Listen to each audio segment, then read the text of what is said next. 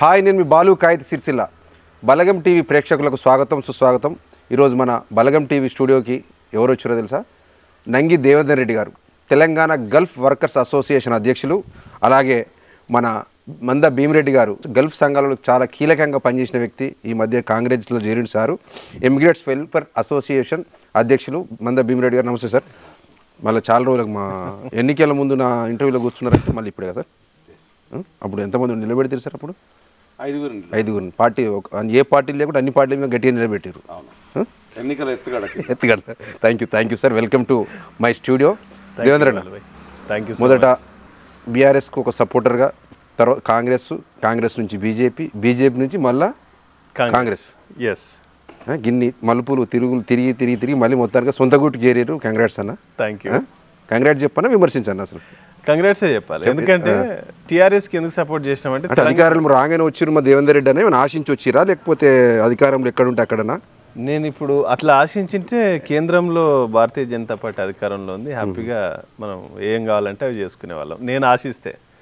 రెండవది, నేను బీఆర్ఎస్లో సపోర్టర్గా ఎందుకున్నానంటే తెలంగాణ ఆవిర్భవించింది తెలంగాణ కోసం. బీఆర్ఎస్ పార్టీ అంటే గతంలో టీఆర్ఎస్, ఆ పార్టీ నిజంగా అంటే ఒక ఉధృతంగా పనిచేసింది, అందరినీ ఒక వేదిక మీద తెచ్చింది. ఒక పార్టీ, మనకు కూడా రీజనల్ పార్టీ, బలమైన పార్టీ ఉండాలని ఆ రోజు మనం అందరం, మేము అంత ఫారిన్ నుంచి వచ్చేప్పుడు సపోర్ట్ చేసినాం. తర్వాత కేటీఆర్ గారు మళ్ళీ మీ సొంత గూటికి రావడానికి అది అసలు ఎవరు బాగా కీలకంగా పనిచేసింది? ఎవరన్నా? మంద భీమిరెడ్డి గారు.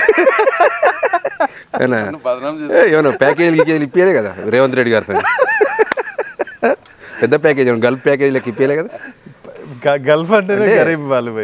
యూఆర్ఏ ఆర్ఎస్ఎస్ బ్యాక్గ్రౌండ్ ఉన్న వ్యక్తి మళ్ళీ ఇళ్ళకి వచ్చేటప్పుడు కొంచెం ఏదో ఒక సంకోచిస్తుంది రావడం, ఎందుకు రావడం అని, ఎట్లా వచ్చినామని. అట్లా అంటే ఒకటే అనుకున్నాం, మీరు చూసింది కదా చాలా సందర్భాల్లో మనం కూడా గల్ఫ్ విషయాల్లో. మంద భీమిరెడ్డి గారు అన్న మనం, is my mentor literally. He made me in this level, అంటే he brought me in this level.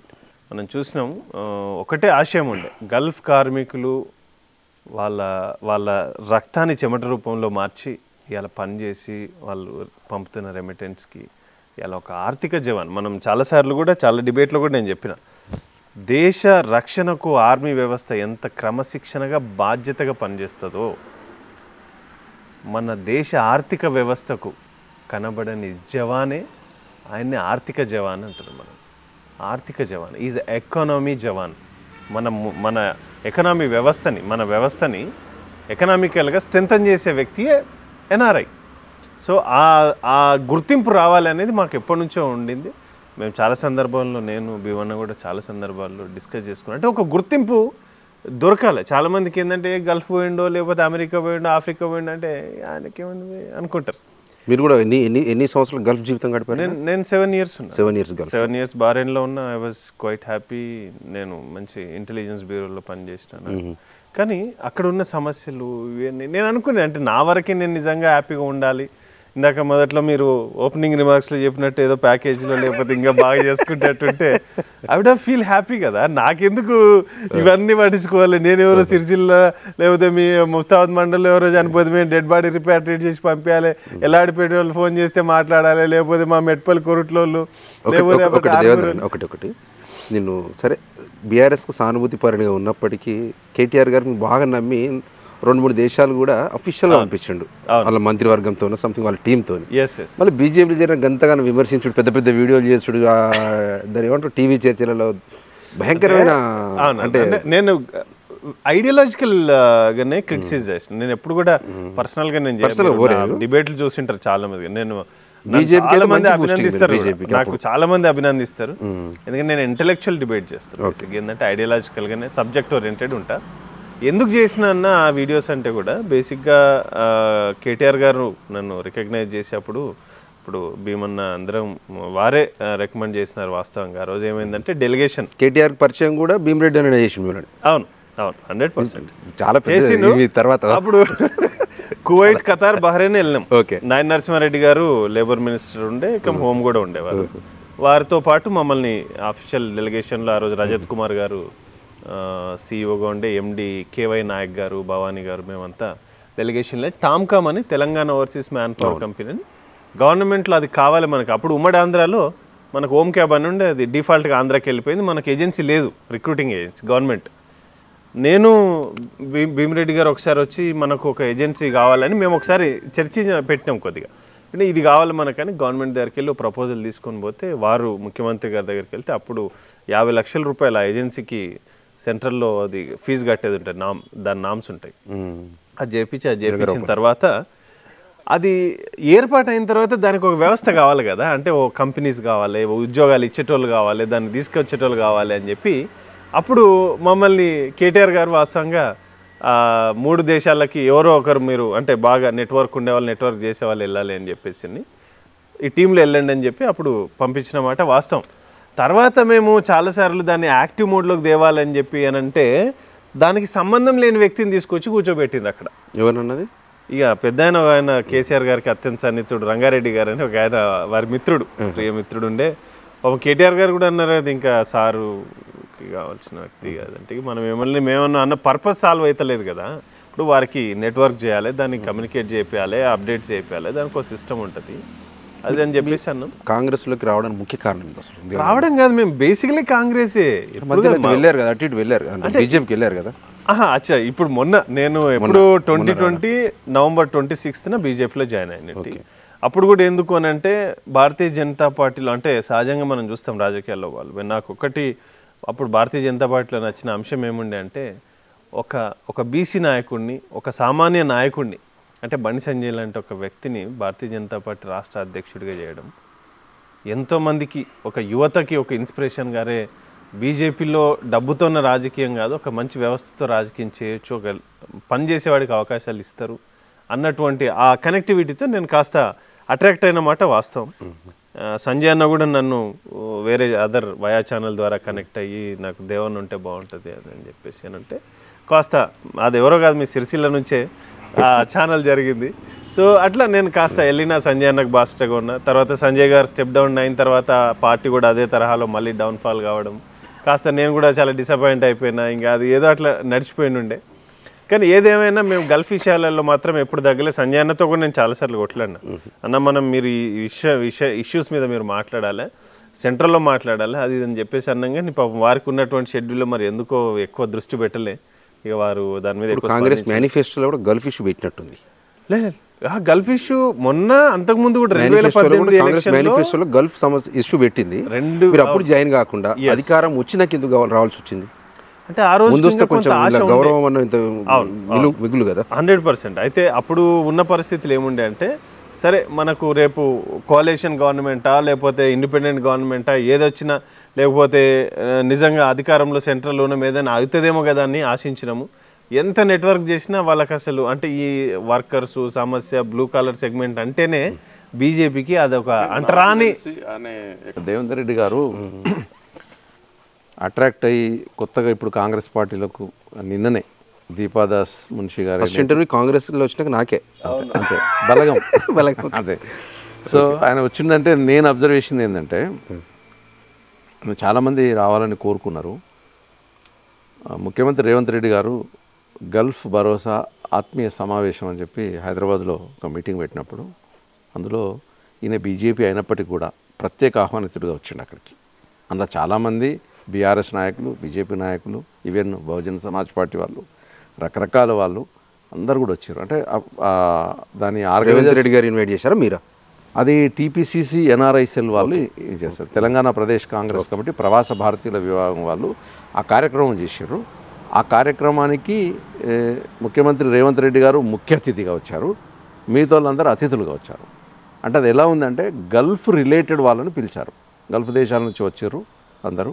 ఇక్కడ కూడా రిటర్నీస్ ఎవరైతే ఉన్నారో వాళ్ళు, ఈ సంఘాల నాయకులు, అందుబాటులో ఉన్న వాళ్ళు వచ్చారు. ఇంకా అందరు రాలేదు, ఇంకా చాలామంది వచ్చేది ఉండే కానీ ఒక తక్కువ టైం వల్ల వచ్చారు. అప్పుడు ఏమైపోయిందంటే చాలామంది అక్కడ పార్టీ లైన్స్ పక్కకు పెట్టి రేవంత్ రెడ్డి గారు చెప్పిన విషయం చూసి అందరు కూడా చాలా అట్రాక్ట్ అయ్యారు. ఆయన ఏమన్నాడంటే నేను Telangana Gulf workers welfare board అనేది కాకుండా ఓన్లీ గల్ఫ్ అనేది కాకుండా అదర్ ఓవర్సీస్ వర్కర్స్ అని అన్నాడు. అంటే గల్ఫ్ కాకుండా ఆఫ్ఘనిస్తాన్ కావచ్చు, ఇరాక్, ఇరాన్ కావచ్చు, మలేషియా కావచ్చు, సింగపూర్ కావచ్చు, ఇంకా వేరే ఉన్నాయి, లిబియా ఉన్నాయి, రకరకాల ఎక్కడున్న వర్కర్ ఈజ్ వర్కర్. మన దేశం బయట ఒక పని చేస్తున్నాడంటే వాళ్ళకు మనం చేయాల్సిందే, వాళ్ళ కోసం వెల్ఫేర్ బోర్డు. అది కూడా ఎక్కడ అన్నాడంటే ఎవరో అయితే మనము ప్రగతి భవన్ గోడలు బద్దలు కొట్టాలి, గేట్లు బద్దలు కొట్టాలని చెప్పి అందరూ అనుకున్నారు. ఎందుకంటే మా గల్ఫ్ కార్మికులు కూడా అప్లికేషన్ ఇద్దామని పోతే ఎవ్వరు కూడా అక్కడ ఉన్న పోలీసు ఆ ముఖ్యమంత్రి గారు లేరు, ఆఫీసర్ గారు దగ్గర రానియలే. అయితే మేము ఏమైతే అనుకున్నామో మమ్మల్ని రానియని కాడ ఆ బద్దలు కొట్టిండ్రు. అదే ప్లేస్లో ఇప్పుడు గల్ఫ్ వర్కర్స్ వెల్ఫేర్ బోర్డు అందులో పెడతామన్నారు. ఒక సీనియర్ ఐఏఎస్ ఆఫీసర్తోని అక్కడ ఒక హెల్ప్ డెస్క్ ఏర్పాటు చేస్తున్నారు, 24 గంటలు అందు పెడతారు. దాన్ని చూసి ఏంటంటే దేవేందర్ రెడ్డి లాంటి వాళ్ళు చాలామంది ఇన్స్పైర్ అయ్యారు. అరే మన సమస్య మనం ఆయన తీరుస్తూ అంటుండు కదా, ఆయనను మరి మీరు కూడా ఇంతకుముందు అడిగారు ఏంటంటే ఆయన ఎట్లా నమ్మాలంటే ఒక మనిషిని నమ్మాలంటే నాకు తెలిసినంత వరకు ఇప్పుడు దేవేందర్ రెడ్డి గారు నమ్మరు కానీ మీరు నరేష్ రెడ్డి గారు, ఒక భీమిరెడ్డి గారు, మీరు అందరూ ఆర్గనైజ్ చేస్తుర్రు, వీళ్ళని నమ్మిస్తుర్రు, కాంగ్రెస్ సపోర్ట్ చేస్తారు. రేపు ఇది గారినాడు మాత్రం మీ మీద తిరగబడడం మాత్రం వాస్తవం, ప్రశ్నించే గొంతులు ఉండాలి. అవునా ఉండాలి. అయితే మీరు ఆర్గనైజ్ చేసేది కాంగ్రెస్ కు ఎలక్షన్ ముందు నుంచి బాగా చేస్తారు అప్పటి నుంచి సపోర్ట్ చేస్తున్నారు. ఇంకొకటి మీకు మన ప్రేక్షకులు బలగం ప్రేక్షకులు కూడా తెలవాల్సిందంటే ఒక రాజకీయ పార్టీ మఠం కాదు, ధర్మసత్రం కాదు. రాజకీయ పార్టీ పనులు చేస్తుంది, ఓట్లు కూడా అడుగుతుంది. పని చేసినప్పుడు ఓట్లు అడిగే అర్హత కూడా ఉంటుంది కదా. వీళ్ళు మేనిఫెస్టోలో కాంగ్రెస్ పార్టీ మేనిఫెస్టోలో పెట్టింది. తర్వాత మనం ఎవరైనా నమ్మాలి అంటే ఆ మనిషి యొక్క గతమన్నా మనకు తెలిసి ఉండాలి, వర్తమానం అన్న తెలిసి ఉండాలి, భవిష్యత్ సంగతి మనం ఊహించవచ్చు. గతంలో ఏం చేశాడు, ఇప్పుడు ఏం చేస్తాడు, ఇవాళ నిన్న మొన్న ఏం చేసిండో చూసి మనం కొద్దిగా నమ్మచ్చు. రేవంత్ రెడ్డిని కూడా మేము గల్ఫ్ కార్మికులు ఎందుకు నమ్ముతున్నారంటే ఆయన అధికారంలోకి వచ్చినాక 100 రోజుల్లోనే, అందులో మీది కూడా ప్రధాన పాత్రధారి, మీరు సూత్రధారి, మీరు కూడా మీ వేములవాడ మీ రాజన్న సిరిసిల్ల జిల్లాకు చనిపోయిన వాళ్ళు, గల్ఫ్లో చనిపోయిన వాళ్ళకు ఒక 2 చెక్కులు ఇప్పించుకున్నారు. మీరే కోఆర్డినేటర్గా ఉన్నారు. ఆ విషయం మీకు స్పష్టంగా తెలుసు. అంటే భారతదేశ చరిత్రలో గల్ఫ్లో చనిపోయిన వాళ్ళకు 5 లక్షలు ఇవ్వడం అనేది ఈవెన్ కేరళ కూడా లేదు, ఎక్కడ లేదు. అదొక హిస్టరీ. ఆ రోజు నేను ఉండే కావచ్చు పరోక్షంగా మీరే ఓకే. అంటే అందరం, అంటే నేనేమంటే ఎంత హ్యాపీ అంటే ఇంకొకటి అంటే మేమందరం కూడా మన జగిత్యాల జీవన్ రెడ్డి గారిని మా గల్ఫ్ సంఘాల గౌరవ అధ్యక్షుడు అని ఎట్లా అనుకుంటామో, మా అన్ని గల్ఫ్ సంఘాలను కూడా మేము బాలుకాయతిని గౌరవ సలహాదారని అనుకుంటాం. ఎందుకంటే ఇట్స్ ఓపెన్ డిస్కషన్. ఎందుకంటే మీరు ఏంటంటే ప్రతి ఒక్కరితో కలిసి ఉన్నారు, చాలాసార్లు దుబాయ్ వచ్చిర్రు, వేరే దేశాలు కూడా వెళ్ళిండ్రు. మీరు కూడా ఒక గల్ఫ్ కార్మికుల కుటుంబాల అందరినీ కూడా దగ్గర నుండి చూసిన వాళ్ళు కాబట్టి వాళ్ళ బెటర్మెంట్ కోసం మనం పనిచేస్తాం. అయితే రేవంత్ రెడ్డి గారిని ఎందుకు నమ్మాల్సి వచ్చిందంటే ఆయన చేసి చూపించిన 100 రోజులు ప్రధాన లక్ష్యం సార్ గల్ఫ్ కార్మికుల సంక్షేమం కోసం. కానీ ఈరోజు భీమిరెడ్డి గారు, నరేష్ రెడ్డి సార్ దేవన్ అంటే ఎవరు వచ్చారు కానీ గల్ఫ్ కార్మికులు మీ మీద ఒక పోహ అనుమానం కూడా ఉంది మీ మీద. చెప్పండి, ఇది కాంగ్రెస్కి లబ్ధి చేకూర్చే వ్యవహారం చేస్తున్నారు. ఇది దాన్ని ఏమంటారు, ఇది అవుతుందో కాదు ఇప్పటికి మాకు నమ్మకం లేదు. అసలు చెక్కులు ఇచ్చిన 2 చెక్కులు కూడా సీఎం రిలీఫ్ ఫండ్ కింద ఇచ్చారు కదా, దీనికి ఒక వ్యవస్థ లేదు, దీనికి ఒక కథ లేదు, లేకపోతే ఒక దీనికి నిబంధనలు లేవు, గల్ఫ్ బోర్డు లేకుండా ఇచ్చారు కాబట్టి ఇది ఎప్పుడు ప్రామాణికం కాదు. రేపు ఒకవేళ ఇప్పుడు సెప్టెంబర్ మనం ఆగస్టులో సార్ అన్నారు, కాకపోతే ఎట్లా మన పరిస్థితి? తప్పకుండా ఫస్ట్ జెండా పట్టేది మేమే. ఫస్ట్ తిరుగుబాటు చేస్తారంటారా? తర్వాత మీకు ఒకటి ఉదాహరణ చెప్తున్నాం. అంటే మేము సక్సెస్ అంటే ఏమవుతుంటే అధికారం అవసరం లేదు, గెలవడానికి అధికారం అవసరం లేదు. 2 ఎంపీలున్న ఒక టీఆర్ఎస్ పార్టీ తెలంగాణను సాధించింది. అసలు ఒక్క ఎంపీ లేని భీమిరెడ్డి, ఒక ఎంపీ లేని గల్ఫ్ సంఘాలు, మేము ఒక 2 పెద్ద విజయాలు చేసినాం. ఇదే టీఆర్ఎస్ గవర్నమెంట్లో రైతు బంధు, రైతు బీమా అనేది ఒకటి ప్రవేశపెట్టినప్పుడు ఏం జరిగిందంటే ఊర్లో లేనోళ్ళు దుబాయ్, మస్కట్, అమెరికా కావచ్చు, హైదరాబాద్, ఢిల్లీలో ఉంటే కూడా ఊర్లో లేకపోతే వాళ్ళకు చెక్కులు ఇవ్వలేదు. ఎందుకంటే స్వయంగా వచ్చి సంతకం పెట్టి తీసుకోమన్నారు. అట్లా చాలామంది గల్ఫ్లో ఉన్నటువంటి రైతులు, చిన్నకారు సన్నకారు రైతులకు చెక్కులు పంపిణీ జరగలేదు. మేము దరఖాస్తు ఇచ్చినాం, ఎంబడి పడ్డాం, అయినా కానీ పక్కకు పెడితే ఏంటంటే మా డాక్టర్ బిఎం వినోద్ కుమార్ గారు, రిటైర్డ్ అంబాసిడర్, ఆయనే నేను రచనారెడ్డి అడ్వకేట్ దగ్గరికి వెళ్ళి మేము హైకోర్టులో ప్రజా ప్రయోజనాల వ్యాజ్యం వేసినాం, రిట్ పిటిషన్ వేస్తే మాకు ఆ హైకోర్టు జస్టిస్ ఏం చేసినట్టే డైరెక్షన్ ఇచ్చింది గవర్నమెంట్కు, వీళ్ళని కన్సిడర్ చేయండి, వీళ్ళు లేకపోతే వీళ్ళ వారసులకు ఇవ్వండి మీరు. గ్రేట్ అంటే ఇచ్చేసారు. ఆ విజయం మాదంటే మా గల్ఫ్ కార్మికులు మేము కొట్లాడినాం. ఇంకొక అతిపెద్దది ఏంటంటే భారతదేశానికి సంబంధించిన విషయం, 88 లక్షల మంది కార్మికులు వాళ్ళు మొత్తం దేశానికి సంబంధించిన గల్ఫ్ దేశాల్లో నివసిస్తున్నారు. కరోనా తర్వాత సెప్టెంబర్ 2020లో కేంద్ర ప్రభుత్వం, భారతీయ జనతా పార్టీ నేతృత్వంలో ఉన్నటువంటి మోడీ ప్రధానమంత్రి గారి నేతృత్వంలో ఉన్న ప్రభుత్వము ఒక 2 సర్కులర్లు తీసి కనీస వేతనాలను తగ్గించింది. అసలు జీతాలు ఇచ్చేది ఎవరు తెలుసా? గల్ఫ్లో ఉన్న కంపెనీ యజమానులు ఇస్తారు, మన కార్మికులు తీసుకుంటారు. అలా భారత ప్రభుత్వం అవసరం లేదు, ఆల్రెడీ ఒప్పందం చేసుకుంది, మా వాళ్ళకి ఇంత మినిమం జీతం ఇవ్వు, కనీస వేతనం ఇవ్వమని చెప్పి. వాళ్ళు అడగకముందే వీళ్ళు తగ్గించేసారు, మేము తక్కువకు సప్లై చేస్తాం, చీప్ లేబర్, అడ్డా లేబర్ లాగా. అయితే ఈ విషయము భారతదేశంలో ఎవరు పట్టించుకోలేదు, ఎవరు నోటీస్కి రాలే, ఏమో పోనీ వదిలేసారు. మేము ఫీల్డ్లో తిరుగుతున్నాం కాబట్టి ఫీల్డ్లో తిరిగినప్పుడు మాకు తెలిస్తే దాన్ని మొత్తం పరిశోధన చేసి Telangana Gulf workers joint action committee Gulf చేసి మా తెలంగాణ నుంచి మేము అందరం కలిసి ఢిల్లీకి పోయి దరఖాస్తులు ఇచ్చినాము, తర్వాత కలెక్టర్లకు ఇచ్చినాము, తర్వాత ప్రభుత్వానికి లేఖ రాసినాము, అఫీషియల్గా పోరాటం చేసినాము, పార్లమెంట్లో అందరితోని ప్రశ్నలు వేయించినాము, అన్ని ప్రతిపక్ష పార్టీలతోని ప్రశ్నలు వేయించినాము. వాళ్ళు తప్పనిసరి పరిస్థితుల్లో జవాబు ఇచ్చారు. తర్వాత మేము దీన్ని హైకోర్టులో రిట్ కూడా వేసినాం. అంటే కేంద్ర ప్రభుత్వానికి సంబంధించిన ఇష్యూ హైకోర్టులో కూడా వేయచ్చు, సుప్రీంకోర్టులో కూడా వేయచ్చు. సుప్రీంకోర్టు ఢిల్లీ మాకు దూరంగా ఉంది కాబట్టి, హైదరాబాద్ దగ్గర ఉంది కాబట్టి ఇక్కడ మేము పిటిషన్ వేసినాం. పిటిషన్ వేస్తే ఏంటంటే ప్రభుత్వం దిగొచ్చి ఆ 2 సర్కులర్లను రద్దు చేసి యాజ్ ఇట్ ఈజ్ చేసింది. అది గల్ఫ్ కార్మికుల విషయం. భారతదేశంకు సంబంధించిన 88 లక్షల మంది కార్మికుల విషయం కూడా ఇదే భీమిరెడ్డి. అంటే నేను గర్వంగా చెప్పట్లేదు, ఇప్పుడు మీరు అడుగుతున్నారు కాబట్టి చెప్తున్నా. అంటే నా అప్పుడు సోషల్ బయటకు వచ్చింది. అది తీసుకొచ్చినాం, అది గెలిచినాం. ఇప్పుడు కూడా ఏమంటారంటే ఇదే కాంగ్రెస్ ప్రభుత్వం, ఇదే రేవంత్ రెడ్డి గారు మాకు ఆడిన మాట 17th సెప్టెంబర్ అన్నాడు. 17th సెప్టెంబర్ అంటే ఆ పదానికి ఒక గౌరవం ఉంది. ఎందుకో తెలుసా, మీరు చెప్పాలి. మీరు కూడా చెప్తుండే కదా ఆగస్టు 15 లోపల. అది నేను 17 సెప్టెంబర్ గొప్పతనం ఏందో మీరు చెప్పాలి. నేను మమ్మల్ని ప్రశ్న అడుగుతాను. What is 17th September? 17th September అంటే మీకు ఏం స్ఫురిస్తుంది? ఆవిర్భావ దినోత్సవమా? అంతే కదా, అంతే కదా. అంటే ఆయన ఒక గొప్ప అది చెప్పిండు. అంటే మనకు తెలంగాణ ప్రాంతానికి అంటే నైజాం ప్రాంతానికి నిజమైన స్వాతంత్రం వచ్చింది 17 సెప్టెంబర్కు. 15 ఆగస్టు 1947లో భారతదేశానికి స్వాతంత్రం వస్తే అప్పుడు మనం నైజాం పరిపాలన ఉన్నాం, మనం విలీనం కాలేదు. 17 సెప్టెంబర్ 1948లో మనం ఇండియన్ యూనియన్లో విలీనం అయిపోయి మనం ఒక స్వేచ్ఛ వాయులు పీల్చుకోవడం. అయితే ఆ డేట్ చెప్పిండు, మాకు చాలా సంతోషం అనిపించింది. ఆ డేట్లోనే ఒక వైబ్రేషన్ ఉంది.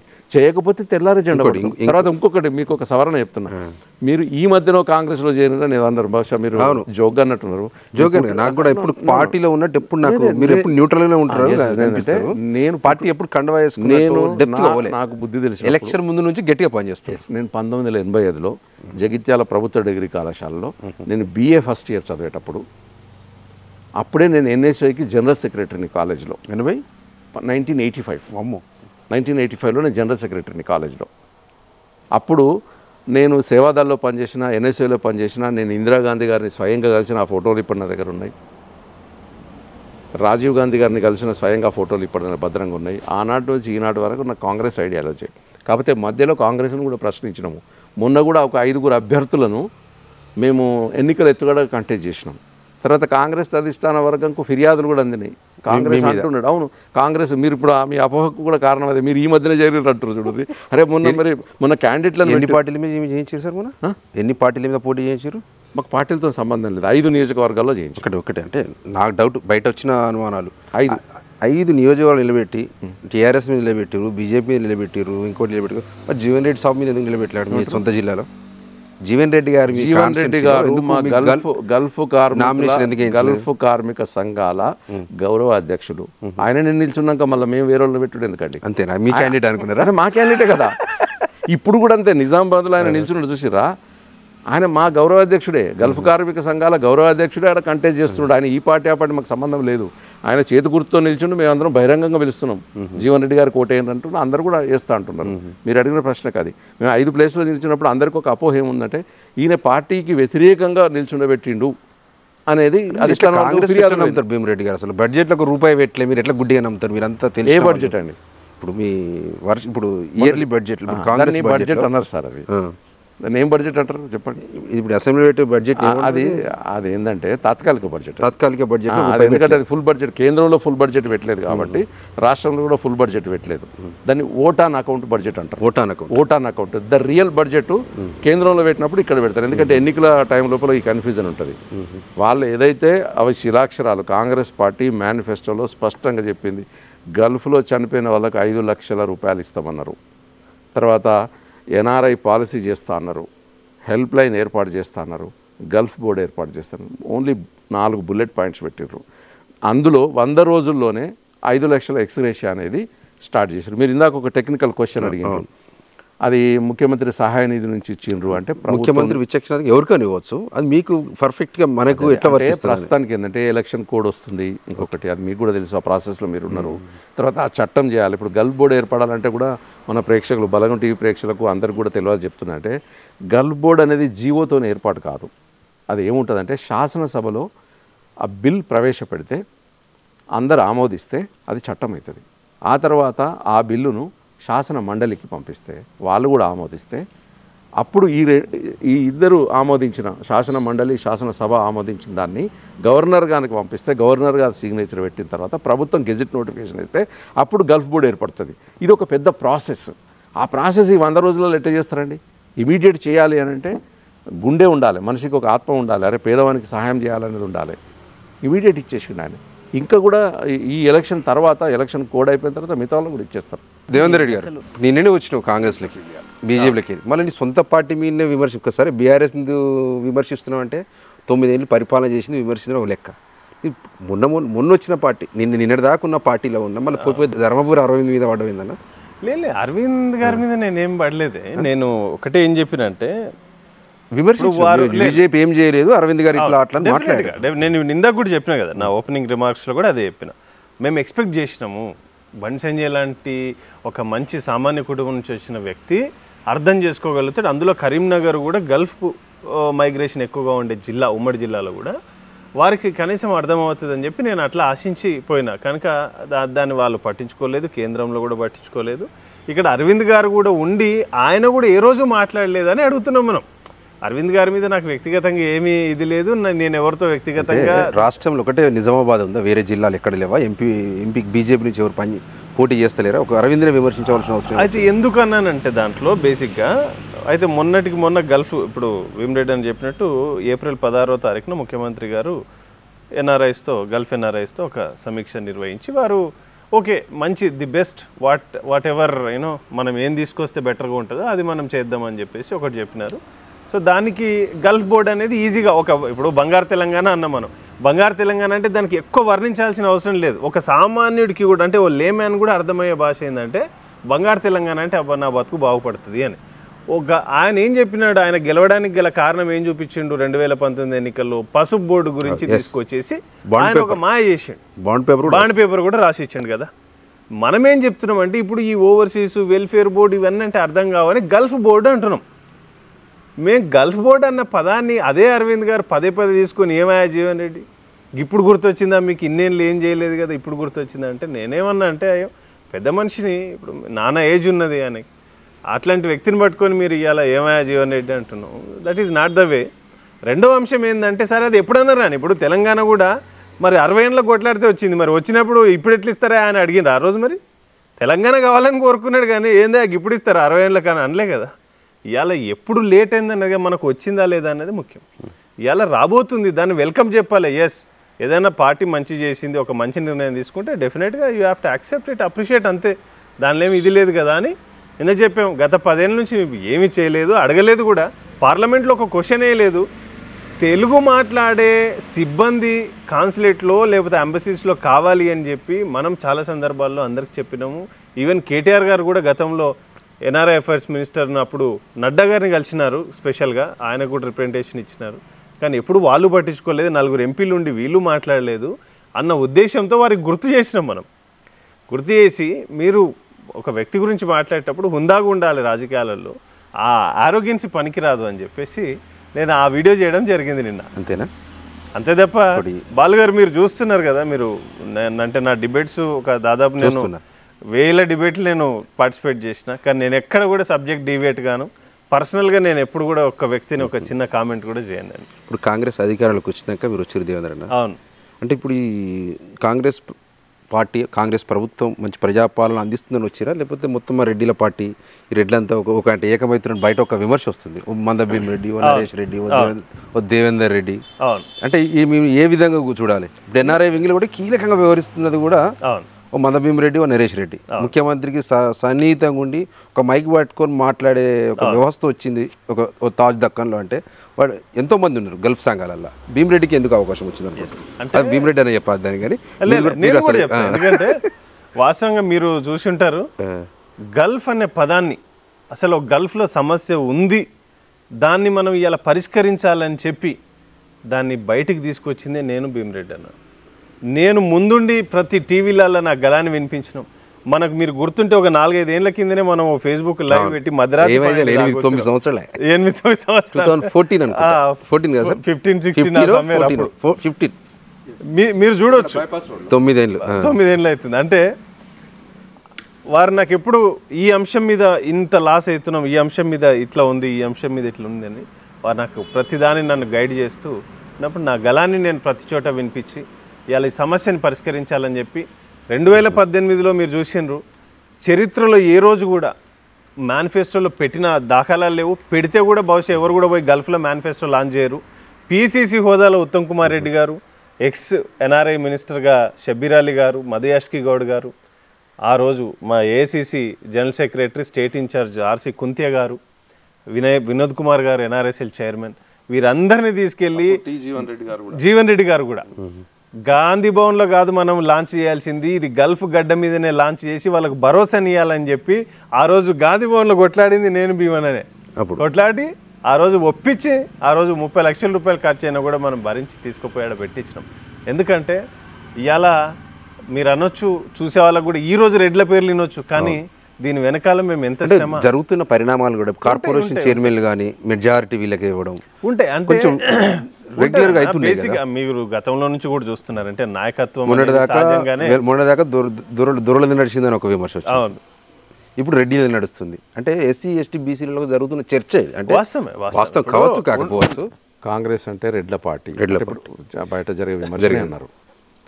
అయితే మేము ఎంత జాగ్రత్తగా ఒక ఎన్ఆర్ఐకి సంబంధించి అంటే ఒక గల్ఫ్ సంబంధించి ఎంత జాగ్రత్తగా పార్టీ లైన్ తీసుకుంటుందంటే, జనరల్గా నేను కులాల గురించి మాట్లాడ, కానీ సందర్భం వచ్చినప్పుడు చెప్పాలి. ఇప్పుడు క్లారిఫికేషన్ ఇవ్వాల్సి వస్తుంది. మా TPCC NRI cell chairman, Telangana Pradesh Congress committee ప్రవాస భారతీయుల విభాగం చైర్మన్, ఈ రాష్ట్రం మొత్తానికి ఉన్నటువంటి ambassador doctor BM Vinod Kumar, IFS retired, Indian foreign service retired. ఆయన ఎవరు? ఆయన ఎస్సీ ఆఫీస్.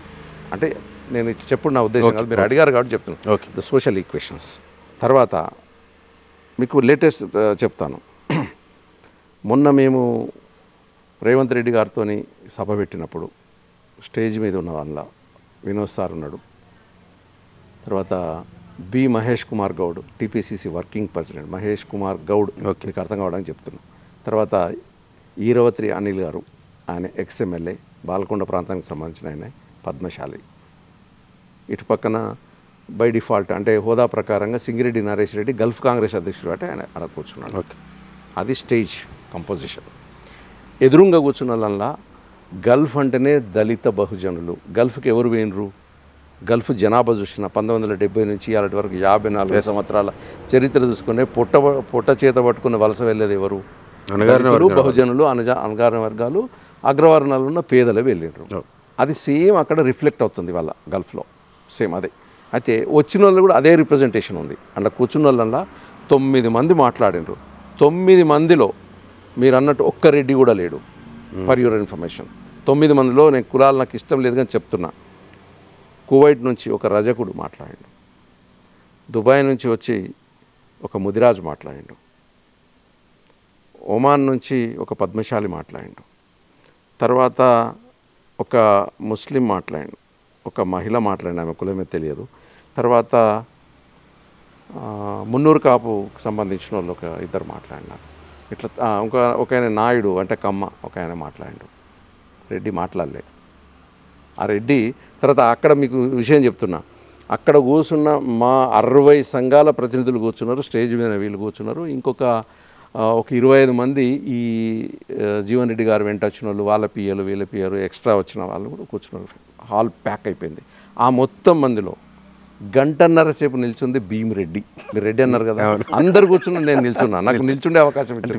నిల్చున్నా సార్, కూర్చోలేదు, నాకు కుర్చీ ఇవ్వలేదు వాళ్ళు, నన్ను నిల్చుండబెట్టి నాతో డ్యూటీ చేయించారు అంటున్నారు కదా. అంటే నేను ఒక రేవంత్ రెడ్డి గారికి అసలు ఎలాంటి అనుభవం? అమెరికా కూడా మధ్య అమెరికా పోయిర్రు, మళ్ళీ ఇక్కడ స్టేజ్ మొత్తం మీరే దావోస్కి వెళ్ళి అయితే దావోస్ ఆయన వెళ్ళినప్పుడు ఏంటంటే భవిష్యత్తులో భీమిరెడ్డికి పొలిటికల్గా ఏం పదవి రాబోతుంది ఇంకా మీకు గట్టి ఆడ పునాదులు లేవు కాబట్టి అసలు ఏం జరుగుతుంది చెప్తా, అది కూడా మీకు చెప్తా. ఎట్లా అంటే నేను కాంగ్రెస్లో సీనియర్ అందరికంటే. అంటే నేను జోక్గా చెప్తున్నా, రేవంత్ రెడ్డి గారి కంటే నేను కాంగ్రెస్ జీవన్ రెడ్డి గారి కంటే కాంగ్రెస్లో సీనియర్, మీకు అది కూడా చెప్తాను. ఓకే, అంటే నవ్వుకోవడానికి చెప్తున్నా, అహంకారం కోసం కాదు, just for lighter. Jeevan Reddy sir నాకు అంటే వయసులో పెద్దోడు, కానీ పార్టీలో నాకంటే జూనియరే. నేను 1985లో నేను ఎన్ఎస్ఎస్ జనరల్ సెక్రటరీని. జీవన్ రెడ్డి గారు అంతకుముందు 83లో తెలుగుదేశంలో మళ్ళీ వైఎస్ రాజశేఖర గారు టికెట్ ఇస్తే జగిత్యాల ఎమ్మెల్యే టికెట్ తీసుకొని మా కాలేజ్కి వచ్చిండు, మా యూత్ కాంగ్రెస్కు మా ఎన్ఎస్ని అడిగిండు, బాబు మనం పని చేయాలంటే ఆయన ఎంబడి పోయినా. అప్పటికే నేను సీనియర్ ఆయన కంటే, నేను పిల్లగానే. ఏ పార్టీ చేంజ్ కాలేదు సార్ మీరు? అందరితో కలిసి ఉంటా, నా ఐడియాలజీ కాంగ్రెస్ అప్పటి నుంచి. అట్లా అనుకుంటే నాకు కేటీఆర్ గారు కూడా మంచి మిత్రుడు. నేను అప్పుడు ఎన్ఆర్ఐ పాలసీ మీటింగ్ పెట్టినప్పుడు కూడా నేను ఆయన చేయగలిగింది చేసిండు ఫాస్ట్గా. ఏం చేసిండంటే ఈ చనిపోయిన వాళ్ళకి 5 లక్షలు ఇవ్వడము, గల్ఫ్ బోర్డు ఇవ్వడము, ఎన్ఆర్ఐ పాలసీ ఇవ్వడం ఆయన చేతిలో లేకుండే, ఆయన నాన్నగారి చేతిలో ఉండే. ఆయన నడవలేదు కథ. నేను ఆయన అంటే సానుభూతి ఉంది, ఎందుకంటే ఆయన చెబితే కేసీఆర్ గారు వినలేదు కాబట్టి ఆయన చేయలేదు. కాకపోతే నైతికంగా ఆయననే బాధ్యత వహించాల్సి వస్తుంది. యాజ్ ఎన్ఆర్ఐ మినిస్టర్గా మేము ఒక రాజకీయ విమర్శన చేస్తామంటే ఈజ్ అ ఫెయిల్యూర్ మినిస్టర్ అంటాం మేము, ఫెయిల్యూర్ ఎన్ఆర్ఐ మినిస్టర్ అంటాం మేము. ఎందుకంటే నువ్వు మీటింగ్ పెట్టినవు చేయలేదు, ఇంప్లిమెంట్ చేయలేదు. కానీ ఆ రోజు ఒకటి మాత్రము నేను ఒక విషయం, చిన్న విషయం చెప్తే స్పాట్లో 48 అవర్స్లో చేసిండు. శంషాబాద్ ఎయిర్పోర్ట్లో ఏముందంటే శవం వచ్చినప్పుడు ఎయిర్పోర్ట్ కార్గో నుంచి 7 కిలోమీటర్ల దూరంలో ఉన్న శంషాబాద్ పోలీస్ స్టేషన్కి వెళ్ళి NOC no objection certificate to transport the dead body అని ఒక సర్టిఫికెట్ తెచ్చుకోవాలి. వీళ్ళు ఏంటంటే మామూలుగా బస్సులలో వచ్చిన వాళ్ళు ఉంటారు, రకరకాలుగా వచ్చిన వాళ్ళు ఉంటారు. వాళ్ళు ఏదో కష్టపడి అక్కడికి పోయి 7 కిలోమీటర్లు మళ్ళీ అది సర్టిఫికెట్ తీసుకుని 7 కిలోమీటర్లు వాపస్ 14 కిలోమీటర్ల ప్రయాణం చేయాల్సి ఉంటుంది సార్ అని నేను చెప్పిన. చెప్తే అక్కడనే ఒక పోలీస్ ఆఫీసర్కి ఇమీడియట్ ఆయనకు చెప్తే ఏంటంటే 48 గంటల్లో ఒక అవుట్ పోస్ట్ తీసుకుపోయి ఎయిర్పోర్ట్ లోపల పెట్టించాడు. అంటే అడిగేటోడు ఉండాలి, చేసే మనసు ఉన్నోడికి అడిగేటోడు ఉంటే అప్పుడు స్పాట్లో క్లియర్ అవుతుంది. చాలా విషయాలు కూడా మేము చేయించడం అనలేదు. ఎన్ఆర్ఐ పాలసీ ఉద్యమం విస్తృతంగా నడుస్తున్న క్రమంలో మీరు గల్ఫ్ బోర్డు అని ఒకటి మళ్ళీ తెర మీద తీసుకొచ్చి ఆ ఉద్యమం మీద నీళ్లు చల్లిన ఒక ఆరోపణ ఉంది భీమిరెడ్డి మీద. అంటే దానికి ఒక వివరణ ఇవ్వాల్సి వస్తుంది మీకు, ఎందుకంటే ఒక కన్ఫ్యూజ్ ఉంటుంది. ఎన్ఆర్ఐ పాలసీ అనేది 2016 27 జూలై నాడు ఆ శబ్దం బయట ప్రపంచంకి వచ్చింది. అంతకుముందు ఎవరికి తెలియదు ఆ ముచ్చట. అంతకుముందు ఏమన్నాము, గల్ఫ్ వాళ్ళకు న్యాయం చేయాలి, సంక్షేమం చేయండి అని ఎప్పటి నుంచో ఉద్యమాలు నడుస్తున్నాయి కదా. బతుకమ్మ ఆడినప్పటి నుంచి కూడా వీళ్ళందరూ కూడా టీఆర్ఎస్ వాళ్ళు, బీఆర్ఎస్ వాళ్ళు అందరూ అక్కడికి పోవడం, అన్ని పార్టీలు గల్ఫ్కి వెళ్ళడము, ఇక్కడ చూడను మనం ఏమన్నా బొగ్గుబాయి, బొంబాయి, దుబాయ్ అని చెప్పి నినాదాలు చేయడము, ఈ రకంగా చేసినాము.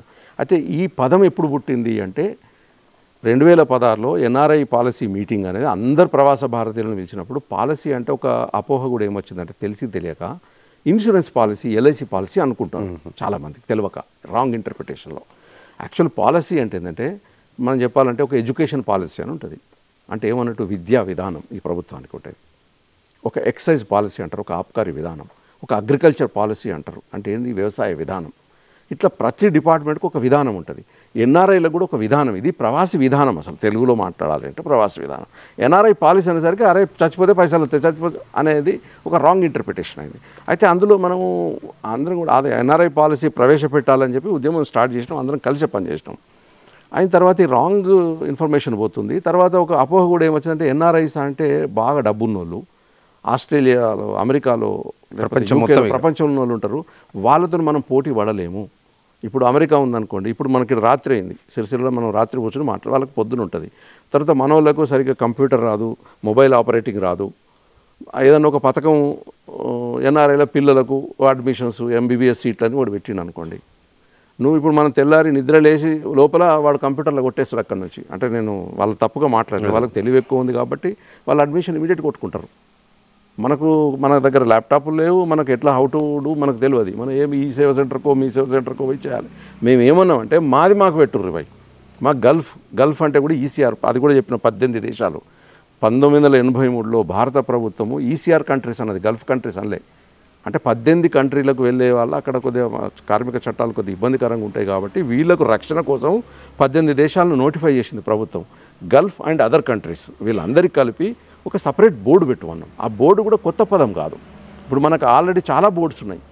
బోర్డు అనే పదం కొత్తదేం కాదు. వెల్ఫేర్ బోర్డ్స్ చాలా ఉన్నాయి కదా. ఇప్పుడు building and other construction welfare board, unorganised sector welfare board. ఇప్పుడు కేరళలో అయితే 20 బోర్డులు ఉన్నాయి, తమిళనాడులోకి 20 బోర్డులు ఉన్నాయి, మన దగ్గర తక్కువ.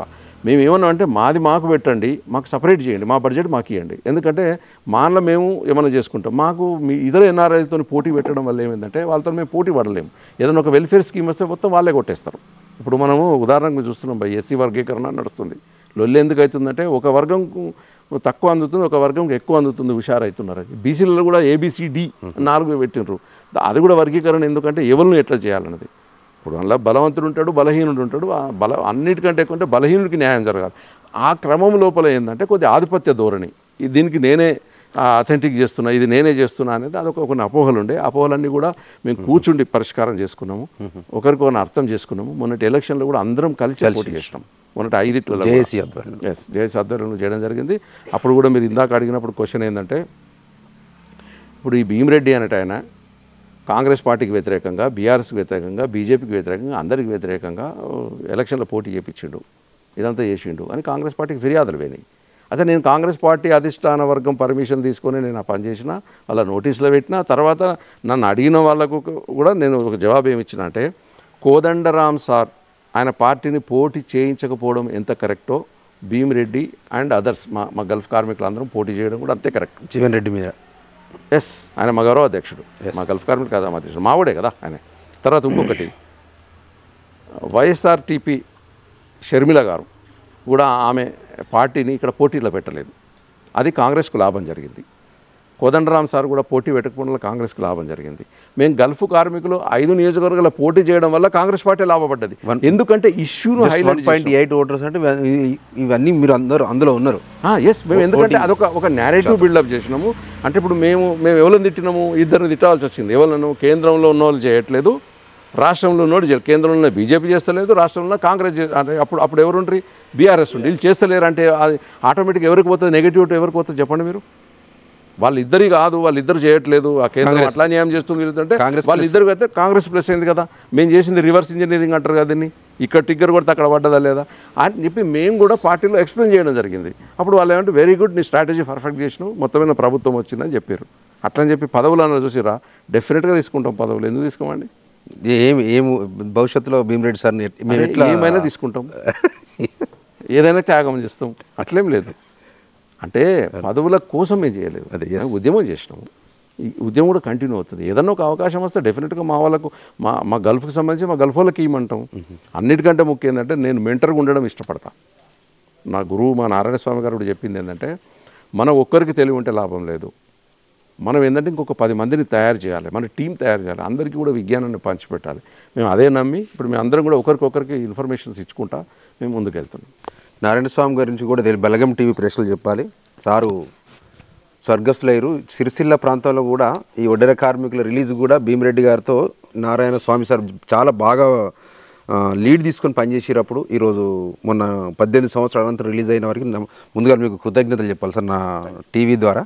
ఎందుకంటే వీళ్ళు వేసిన పునాదులంటే తర్వాత నేను జాయిన్ అయ్యి మొత్తానికైతే వాళ్ళు ఇంటికి చేరుకున్నారు. ఇంకొకళ్ళు వచ్చేది ఉంది. ఇప్పుడు మీరు ప్రభుత్వంలో ఉన్నారు కాబట్టి ఆ ఒక్కళ్ళు కూడా కొంచెం లీడ్ తీసుకోవాలి సార్ ఖచ్చితంగా. ఒకరు చందుర్తి మండలంలో ఒకళ్ళు ఉన్నారు, అది కూడా అయిపోతుంది. కానీ మీరు ఒక్కసారి మళ్ళీ ఎన్ఆర్ఐసీ నుంచి ఒక లెటర్ చిట్టిబాబు గారితో లెటర్ ఎంబసీకి పంపించండి కొంచెం ఖచ్చితంగా. లెటర్ కూడా వెళ్ళిపోయింది. దేవేందర్ రెడ్డి గారు మీరు కాంగ్రెస్లో మళ్ళీ జాయిన్ అయ్యారు కాబట్టి గల్ఫ్ కార్మికులకు కాంగ్రెస్ ఏం చేస్తారు అనుకుని ఏం ఆకర్షితులై వచ్చారు అసలు? అది చెప్పాం కదా, 16వ తారీఖు ఏప్రిల్న గతంలో ఏ ముఖ్యమంత్రి కూడా అంత సమయం ఇచ్చి మనం సరే గతం పూర్తిగా 10 ఏళ్ళ కింది మాట కూడా అవసరం లేదు. ఉద్యమంలో 2008లో కేసీఆర్ గారు వరంగల్ డిక్లరేషన్లో ఒక మాట చెప్పారు, గల్ఫ్ కార్మికులకు ఆర్మీ తరహాలో ఉన్నటువంటి విధానాన్ని అమలు చేస్తా అని చెప్పారు. వాళ్ళ పిల్లలకు ఆర్మీలో పనిచేస్తున్నటువంటి ఆ పిల్లలకు ఏ రకమైనటువంటి సంరక్షణ సంక్షేమాన్ని ఇస్తారో అదే తరహాలో ఇస్తామని చెప్పి ఒక అద్భుతమైన నరేటివ్ చెప్పారు ఆ రోజు. సూపర్, అది మేము కూడా ఇంప్రెస్ అయిపోయినాం. అరే నిజంగా సార్ బాగా చదివారు, దీని మీద బాగా చేస్తే సంతోషమే కదా అని చెప్పి మేము కూడా ఏం చెప్పినామంటే, సార్ మీరు ఏదైతే చెప్పినరో ఉద్యమం నాడు బొగ్గుబాయి బొంబాయి దుబాయి ఇక మన బతుకులు బాగుపడాలి, ఉమ్మడి ఆంధ్రాలో మనల్ని మోసం చేసినరు, మన తెలంగాణ మనకు వస్తే న్యాయం జరుగుతుంది అన్నందుకు మనం అందరం బాసటగా నిలిచినాం సార్కు నాడు. సారే చేస్తాడు ఏమి చేయాలన్నా అని మనం అందరం ఆ రోజు సార్ కోసం ఉద్యమం చేసి కాంగ్రెస్లో ఉన్నప్పుడన్నా అప్పుడు మీకు ఏం పదవి ఉందన్న స్టార్టింగ్ బీజేపీకి నేను అధికార ప్రతినిధి రాష్ట్ర state official spokesperson NRI cell Gulf Congress అధ్యక్షుడు. అప్పుడు పెద్ద పోస్టే. బీజేపీకి వచ్చినాక ఏమి ఇచ్చిరా? బీజేపీలో నేను ఎన్ఆర్ఐఎస్ఎల్ జాయింట్ స్టేట్ పోస్టే. మొత్తం కైలాసాన్ని ఇచ్చిన ఉన్నట్టుంది దేవేంద్ర రెడ్డి గారు. అన్ని మంచి పొజిషన్.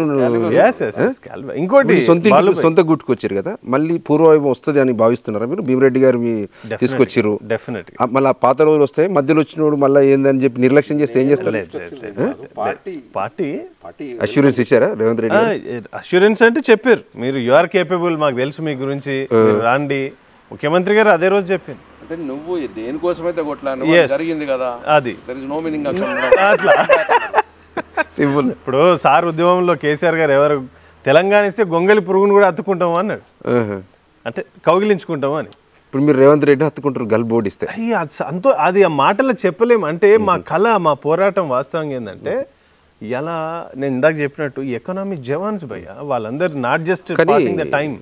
భీమరెడ్డి సార్, మీరు ఎంత కాంగ్రెస్ గవర్నమెంట్ ఎంత ట్రాప్లో గుంజురో అర్థమవుతుంది. ప్రణాళికబద్ధంగా పోటీలు నిలబెట్టిర్రు, ప్రకటింపజేసారు, మళ్ళీ 2 చెక్కులు ఆడ రెడీ చేయించి మళ్ళీ ఇప్పించారు. మళ్ళీ నెక్స్ట్ వాళ్ళకి ఇవ్వకపోతే ఇది చట్టరీత్యా ఎందుకు వాళ్ళకి ఎందుకు ఇచ్చారు, వీళ్ళకి గొడవ. అంటే కాంగ్రెస్ ప్రభుత్వం ఖచ్చితంగా చేయాల్సిన పరిస్థితికి వచ్చింది. ఇప్పుడు జస్ట్ 100 కోట్లు, జస్ట్ 100 కోట్లు, 1,00,000 కోట్ల బడ్జెట్ ఇప్పుడు చేయక తప్పని పరిస్థితి. అంటే సగం చేసేసిన పని అయిపోయింది, నెక్స్ట్ చేయకపోతే వాళ్ళ ప్రజల్లో మైనస్ అయ్యే పరిస్థితి తెచ్చారు. అంటే చేయాలి. లేదు డెఫినెట్గా ఉన్నారు. ఇప్పుడు ఎవరంటే మాకు పెద్ద మనిషి జిమ్మదారు ఉన్నాడు. ఇప్పుడు మనం ఊర్లలో మనం ఊర్లలో ఏదైనా మాట్లాడుకుంటే ఏదైనా ఒక మనిషిని జిమ్మదారు తీసుకుంటాం కదా. ఇప్పుడు మాకు జిమ్మదారు ఏవాలంటే మా గల్ఫ్ కార్మికుల సంఘాల గౌరవ అధ్యక్షుడు జీవన్ రెడ్డి ఒకటి, ఆయననే మా జిమ్మదారు ఒకటి. దాని తర్వాత రేవంత్ రెడ్డి ముఖ్యమంత్రి గారు, తర్వాత చాలామంది ఎమ్మెల్యే స్థాయి ఉన్నోళ్ళు వీళ్ళందరూ కూడా. ఇప్పుడు మా ఆదిశీన ఎక్కువ రిస్క్ తీసుకుంటున్నారు వీళ్ళందరూ. తర్వాత ఆ రోజు మాకు మీటింగ్లు ఉన్న వాళ్ళు ఎవరు, మేడిపల్లి సత్యం గారు, చొప్పదండి ఎమ్మెల్యే గారు, మా ధర్మపురి ఎమ్మెల్యే గారు, లక్ష్మణ్ కుమార్ గారు, మాకు వీళ్ళందరూ జిమ్మదారు ఉన్నారు వచ్చారు. ఇప్పుడు ఆర్మూర్ ఏరియా నుంచి మహేష్ కుమార్ గౌడ్ గారు, మొన్న ఆయన దుబాయ్ కూడా వెళ్ళారు. వీళ్ళిద్దరు కలిసి ఒకే టేబుల్ అక్కడ షేర్ చేసుకున్నారు, మాట్లాడినారు మంచిగా. నెక్స్ట్ ఏమో గల్ఫ్ దేశాలలో సీఎం రేవంత్ రెడ్డి గారిని తీసుకెళ్ళి ఒకటి ప్రోగ్రామ్ చేద్దామని అన్నట్టున్నారు అప్పట్లో అనుకున్నాం. అయితే దానిలో ఒక టెక్నికల్ ప్రాబ్లం ఏమొచ్చిందంటే, అప్పుడు దేవేందర్ రెడ్డి గారు దాన్ని డిజైన్, అంటే వీళ్ళకి తెలిసిన ఫ్రెండ్ ద్వారా అట్లా అక్కడ ఈవెంట్ మేనేజర్స్ అంటూ ఉంటారు, వాళ్ళు ప్లాన్ చేసినారు. అక్కడ ఇప్పటి వరకు జరిగిన పెద్ద సభలు అంటే ఒకసారి రాహుల్ గాంధీ గారు వచ్చినప్పుడు పెద్ద సభ జరిగింది, తర్వాత మొన్న నరేంద్ర మోదీ గారు వచ్చినప్పుడు పెద్ద సభ జరిగింది. నరేంద్ర మోడీ గారి సభలో వీరు దేవేందర్ రెడ్డి గారు ప్రముఖ పాత్ర వహించారు, అక్కడ ఉన్న కోఆర్డినేషన్ చేశారు. ఎందుకంటే మన భారత ప్రధాని వస్తారు కదా, అది మనకు గర్వకారణం అని చెప్పి వర్కౌట్ చేశారు. అయితే మేము ఏంటంటే అక్కడ ఎక్కువగా ఈ కేరళ వాళ్ళకు దీని మీద పట్టు ఉంటుంది ఆర్గనైజ్ చేయడం కోసం. వాళ్ళని అడిగి మేము ఒక ప్రపోజల్ అడిగినాం. మా ముఖ్యమంత్రి గారు అక్కడికి వస్తారు, ఒక గల్ఫ్ డిక్లరేషన్ చేస్తారు. ఇప్పుడు రకరకాల డిక్లరేషన్ అవుతున్నాయి కదా, యూత్ డిక్లరేషన్, బీసీ డిక్లరేషన్, ఇటు రైతుల డిక్లరేషన్ లాగా మా గల్ఫ్ డిక్లరేషన్ కూడా అక్కడ హ్యాపీగా డిక్లేర్ చేస్తారు. రావాలనుకుంటున్నాం అంటే వాళ్ళు ఏం చెప్పారంటే, ఇక్కడ ఏది చేసినా ఆదివారం మాత్రమే చేయాలి, మిగతా గల్ఫ్ దేశాల్లో అయితే శుక్రవారం ఉంటుంది, కానీ దుబాయ్లో ఏంటంటే ఆదివారం హాలిడే, ఆదివారమే బుక్ చేయాలి, స్టేడియంస్ బుక్ చేయాలి, అది ఇదని ఆలోచించాను. అప్పుడు మనం ఏమనుకున్నంటే ఒక 10,000 మందితో ఉంటే చాలా గొప్ప విషయం అని అన్నా. తర్వాత అక్కడ ఉన్న మనకు ఫీడ్బ్యాక్ ఏమి ఇచ్చిందంటే, నోనో మీరు రేవంత్ రెడ్డి గారు తెలంగాణ ముఖ్యమంత్రి అని అనుకుంటున్నారు, తెలుగు స్పీకింగ్ అని అనుకుంటున్నారు. ఈ మధ్యన అదేది హిందీ ఛానల్ ఏదో వచ్చిందంట, నేను కూడా హిందీ ఛానల్ ఆజ్కి అదాలత్ ప్రోగ్రామ్ వచ్చింది, ఇంకొకటి కూడా ఏదో వచ్చింది, రజత్ శర్మది వచ్చింది. వాటిలలో చూస్తే ఏమైపోయిందంటే, ఇప్పుడు రేవంత్ రెడ్డి గారు పాన్ ఇండియా లీడర్గా ఎదిగిపోయాడు. ఆయన హిందీ బాగుంది, ఇంగ్లీష్ బాగుంది, సరికి ఆయన అన్నాడు, ఈయన మీ ఒక్క తెలుగు వాళ్ళు కాదు, చాలామంది కూడా వస్తారు, we have to change the plan అన్నారు వాళ్ళు. ఏంటంటే ఇంకా బిగ్గర్ వేలో చేయాల్సి వస్తుంది అనేసరికి ఎలక్షన్ కోడ్ అవి వచ్చింది. నెక్స్ట్ టైంలో బిగ్గర్ వేలో వచ్చేస్తాం తప్పకుండా. ఇప్పుడు ఎంపీ ఎలక్షన్లు వస్తున్నాయి, గల్ఫ్ కార్మికులకు ఏం పిలుపు ఇవ్వదలుచుకున్నారు ఈ బలగం టీవీ వేదిక నుండి? అయితే మీకు కొన్ని మనము ప్రతిసారి పాలిటిక్సే కాకుండా, ఇప్పుడు మీ దగ్గర మాట్లాడుతుంది అంటే మేము ఇంటర్వ్యూ అయితే అనుకోవట్లేదు, ఓకే ఫ్రెండ్లీగా మాట్లాడుతున్నాం, కానీ మీరు కూడా చెప్పాలి. ఒకటి నేను గల్ఫ్లో ఉన్న మిత్రులకు, మన గల్ఫ్ కార్మికులకు కానీ, గల్ఫ్ నుండి వాపసు వచ్చి గ్రామాల్లో స్థిరపడ్డ వాళ్ళు కానీ, వాళ్ళ కుటుంబ సభ్యులకు కానీ ఒకటే చెప్తున్నాము, ఎలక్షన్ కంటే ముందుగానే ఎలక్షన్ తర్వాత కూడా మనం ఇంతకుముందు మన ఏ చుట్టరికం ఉందో ఏ బంధుత్వం దోస్తానే ఉందో అట్లనే ఉందాము. ఇప్పుడు కూడా మనం బాగా బీపీ పెంచుకొని హార్ట్ అటాక్ తెచ్చుకొని కొట్టాడద్దు. మనం సిద్ధాంతపరంగా మీరు ఏదైనా పార్టీ ఉంటే చేసుకుంటే అదట్లేదు, మనం అట్లా చేసుకుందాము, చేద్దాం. మనం ఒకటి ఏమన్నంటే మనకు చేస్తాను అని ఇన్ని రోజులు ఎవ్వరు చేయలేదు 10 ఏళ్ళు, ఇప్పుడు చేస్తాను ఒక ఆయన ముందుకు వచ్చిండు. ఆయనకు మనం కొంచెం ఆయనకు మద్దతు ఇస్తే బాగుంటుంది. ఆయన కూడా అడిగిండు మద్దతు, ఇట్లా మాకు చేయండి అన్నారు. ఎవరైనా రాజకీయ నాయకులు ఏంది సంక్షేమ కార్యక్రమాలు చేస్తారు, ఓట్లు అడుగుతారు. అట్లే రేవంత్ రెడ్డి గారు కూడా అడిగారు. మేము కూడా ఏం అడుగుతున్నామంటే గల్ఫ్ కార్మికులు అందరూ కూడా అడుగుతున్నాం. అయితే ఇక్కడ ఒకటి మీకు మీరు అడగకుండా నేను ఒకటి నిజం మీకు చెప్పాల్సింది ఏంటంటే, గల్ఫ్ దేశాలన్నిటి ఇస్లామిక్ రాజ్యాలు. అట్లని చెప్పి ఎవరు నన్ను ఇబ్బంది పెట్టరు, వాళ్ళ పద్ధతి వాళ్ళది. రాచరిక రాజ్యాలు, ఇస్లామిక్ ఉంటుంది, ప్రజాస్వామ్యం కాదు, రాచరికం. ఇప్పుడు పాకిస్తాన్ ఉంది, అది ప్రజాస్వామ్య దేశం, ఇస్లామిక్ దేశం. కానీ గల్ఫ్ దేశాలు అనేవి ఏంటంటే రాచరిక రాజ్యాలు, రాజులు ఉంటారు, ఇస్లామిక్ ఉంటుంది. అట్లని చెప్పి వాళ్ళు ఇష్టం ఉన్నట్టు చేయరు. కాకపోతే మనలోకి ఒక ఫీలింగ్ ఏముందంటే, మేము తుర్కరాజ్యాల్లో ఉన్నాము, మాకు ఏదో వివక్ష జరుగుతుంది, ఏదో డిస్క్రిమినేషన్ జరుగుతుంది అంటే జనరల్గా కొద్దిగా ఉంటుంది. వేరే దేశపు వాళ్ళు వచ్చినప్పుడు అక్కడ లోకల్లో కాస్త ఇటువటుగా చూస్తారు. అది ఉండేసరికి ఏంటంటే ఈ 10 ఏళ్ళ బీజేపీ కాలంలో కూడా ఏమొచ్చిందంటే జాతీయవాదం అంటే నేషనలిజం, తర్వాత దేశభక్తి ప్యాట్రియాటిజం, తర్వాత మాతృభూమి అంటే నా జన్మభూమి అనేది ఒక అయిపోయి చాలామంది కనెక్ట్ అవుతున్నారు. కనెక్ట్ అయ్యి ఏమైందంటే గల్ఫ్లో ఉన్న కార్మికులు అంటే ముఖ్యంగా ప్రవాసులు ఎన్ఆర్ఐస్ వాళ్ళందరూ కూడా ఏమనుకుంటే కొంత బీజేపీ వైపు వంగినరు. యూత్ ఇక్కడ ఇండియాలో యూత్ ఇక్కడ వంగినరు. అది వాస్తవాలు మనం మాట్లాడుకోవాలి. వంగినరు కొంత చూస్తే గల్ఫ్ కుటుంబాలు గల్ఫ్ ఓటు బ్యాంకు కూడా ఏమనిపించింది అంటే కొంత బీజేపీకి ప్లస్ లాగా కనిపించింది. ఒక నెల కింద సర్వే రిపోర్ట్స్ చెప్పినాయి అవి. అయితే బహుశా అది ఏం జరిగిందేమో కానీ మా ప్రయత్నాలు అయితే మేము చేసినాము. ముఖ్యమంత్రి గారు హామీ ఇచ్చిండ్రు. అన్నీ అయిన తర్వాత అప్పటికి ఇప్పటికి మళ్ళీ సర్వేలు చేస్తుంటే ఏమైందంటే తేడా వచ్చేసింది.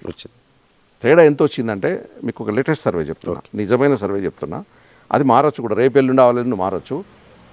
40 గల్ఫ్ ఓటు బ్యాంక్ ఈ తెలంగాణ గురించి మాట్లాడుతున్నా. 47% కాంగ్రెస్ వైపు, 39% బీజేపీ వైపు, 12% బీఆర్ఎస్ వైపు, ఒక 5% ఇతరులు అనే ఒక శాంపుల్ సర్వే వచ్చింది. నేను దాన్ని పెద్ద అథెంటిక్ అని అనట్లేదు, అది డైనమిక్, ప్రతిరోజు మారుతూ ఉంటుంది. తర్వాత ఎలక్షన్ ఇంకా దగ్గరికి వచ్చిన కొద్దీ అది ఇంకేమన్నా చేంజ్ చేయవచ్చు. కానీ నేను అంటే ఒక కాంగ్రెస్ వాదిగా లేకపోతే గల్ఫ్ కార్మిక ఉద్యమ నాయకుడిగా నేను కొంచెం హ్యాపీ ఏముందంటే ప్లస్లోకి వచ్చింది కాంగ్రెస్. అంటే బీజేపీ ప్లస్ నుంచి కాంగ్రెస్ ప్లస్కి వచ్చింది, కొంచెం వంగింది. అంటే పెద్ద తేడా కూడా లేదు, 39 to 47 అంటే పెద్ద తేడా కాదు. బట్ ఏంటంటే అయ్యో బీజేపీ ఉంది అనే ప్లేస్ నుంచి ఇప్పుడు కాంగ్రెస్ పికప్ అయింది. కానీ ఒకటి భీమరెడ్డి సార్, ఈ ఎలక్షన్లలో అభ్యర్థులు ఎవరు అంటే మోడీ అని మాట్లాడుతున్నారు తప్ప ఈ వ్యక్తిగతంగా ఈ మనిషిని బట్టి ఓట్లు పడతాయని చెప్తలేరు బీజేపీ. ఇప్పుడు అంతే కదా, ఇప్పుడు మోడీ చరిష్మా అంటారు, అయోధ్య అంటారు. అయ్యో బాలు మంచిగా ఉన్నాడు అభ్యర్థి, లేదు భీమిరెడ్డి అభ్యర్థి, బీజేపీ అభ్యర్థి చర్చలే లేదు. అంటే ఇది దాన్ని ఏ విధంగా మనం అనుకోవాలి? అంటే మనం ఒకటి ఏంటంటే సిద్ధాంతపరంగా వ్యక్తి పూజ అనేది అది మంచిది కాదు. వ్యక్తుల పేరు మీద ఉండకూడదు. ఇక్కడ కేసీఆర్ అయినా మొన్న కూడా ఏంటంటే నన్ను చూసి ఓటేసారు నాతోనే పోతుందని అన్నాడు. అట్లా కాదు, ఒక వ్యవస్థ నిర్మాణం చేయాలి. అట్లనే అయింది వాళ్ళు. ఇప్పుడు ఆ వ్యవస్థ నిర్మాణం చేయాలి. ఈయన కూడా ఏంటంటే ఓటేసి నన్ను చూసే అన్నాడు కదా, ఆయన ఎవరిని కూడా లోకల్గా స్ట్రెంగ్తెన్ చేయలేదు. లోకల్ బాడీస్ని కానీ ఎమ్మెల్యేస్కు స్వేచ్ఛ ఇవ్వకపోవడము అంత సెంట్రలైజ్ చేసిండు. యాక్చువల్లీ డీసెంట్రలైజ్, వికేంద్రీకరణ జరగాలి. అది జరగాలి. ఇది కూడా ఏంటంటే అది మంచిది కాదు అంటున్నాడు. సరే, పని చేయకపోలే, తర్వాత ఇంకొకటి సరిగా లేకపోయి. అయితే ఇంకొకటి ఏంటంటే ఇప్పుడు మొన్న కూడా రేవంత్ రెడ్డి ప్లేస్లో ఇంకెవరైనా ఇబ్బంది అవుతుండే, ఆయన తెగించి కొట్లాడిండు, చాలా కష్టపడ్డాడు, ఈజ్ అ ప్లేయర్. అయితే ఇంకొకటి ఇప్పుడు మీకు చెప్పాల్సిందంటే, నేను మీ బలగం టీవీ తరఫున మీ త్రూలో నేను చెప్పేది ఏంటంటే, బీఆర్ఎస్ అంటే గల్ఫ్లో ఉన్న టీఆర్ఎస్ బీఆర్ఎస్ మిత్రులు, గల్ఫ్లో ఉన్న భారతీయ జనతా పార్టీ బీజేపీ మిత్రులకు కూడా నేను ఒకటే విజ్ఞప్తి చేస్తున్నా, మనందరం ఒకటే వై ఈ ఎలక్షన్స్లో నేను మిమ్మల్ని బుదిరికిస్తాను, మిమ్మల్ని అడుగుతా. ఏంటంటే అయిపోయింది, అప్పుడు ఇంతకుముందు ఎవరు చేయలేదు, ఇప్పుడు నేను చేస్తా అంటుండు, మన కోసం కదా, ఒకసారి అవకాశం ఇద్దాము మీకు. దానికోసం మనం కొట్లాడుకోవాల్సిన అవసరం లేదు. ఫర్ ఎగ్జాంపుల్ నిజామాబాద్ ఇప్పుడు హాట్ సీట్ అయింది. నిజామాబాద్లో హాట్ సీట్ కింద మన గల్ఫ్ కార్మికుల గౌరవాధ్యక్షుడు జీవన్ రెడ్డి నిల్చున్నాడు. మనం అందరూ కూడా ఏమంటున్నారంటే జీవన్ రెడ్డి గారిని గెలిపిద్దాం. గెలిపిస్తే ఏంటంటే మొన్నటి వరకు ఎమ్మెల్యేగా ఎమ్మెల్సీగా కూడా ఏం చేసినట్టు ఇక్కడ అసెంబ్లీలో ఉన్న మండలిలో కొట్లాడిండు. ఇప్పుడు నేను మనం ఢిల్లీకి పంపించినాం అనుకోండి, మన ఇష్యూ మొత్తం కొట్లాడుతాడు. మీరు కూడా ముఖ్యమంత్రిని గట్టిగా అడిగే అవకాశం ఉంటుంది. మేము గెలిపించడం మా ఓట్లతో అని చెప్పి గెలిపించడం. ఏమైందంటే మనకంటే ముందు ఏం తెలుసా, ఈ జీవన్ రెడ్డి గారే అడ్డం అంటాడు అక్కడ. ఏమైందన్నా ఏం సంగతి మీ మామూలుగా జిమ్మేదార్ ఆయన అయితే జిమ్మేదార్ ఆయన మాకు గ్యారెంటర్. మరి ఇప్పుడు గల్ఫ్ గ్యారెంటీ, ఇప్పుడు 6 గ్యారెంటీలు అంటారు చూడు, ఇది 7వ guarantee, Gulf guarantee. Jeevan Reddy saab 7వ గ్యారెంటీ, గల్ఫ్ గ్యారెంటీ ఆయననే మాకు. కాబట్టి సుశీల మిత్రులారా, మీకు 6 గ్యారెంటీల జీవన్ రెడ్డి కూడా గల్ఫ్ అనుల కోసం 7వ గ్యారెంటీ. ఆ 7వ గ్యారెంటీని మనం గెలిపించుకోవాలి, కాపాడుకోవాలని మనం భీమిరెడ్డి సార్ చెప్తుండు. చివరిగా మనం దేవేందర్ రెడ్డి సార్ కాంగ్రెస్లో చేరినరు, మీరు ప్రజలకు మీరు ఏం చెప్పదలుచుకున్నారు? గల్ఫ్ కార్మికులకు ఏం చెప్పదలుచుకున్నారు? Thank you Balubhai. అయితే నేను ఒకటే, గతంలో మనం ఎన్నోసార్లు కలలు కన్నాం, అంటే గల్ఫ్ కార్మికులకు న్యాయం జరగాలి, ఎన్నో అవస్థలు పడినారు, బాగుపడిన వాళ్ళు ఉన్నారు, బాధపడుతున్న వాళ్ళు ఉన్నారు.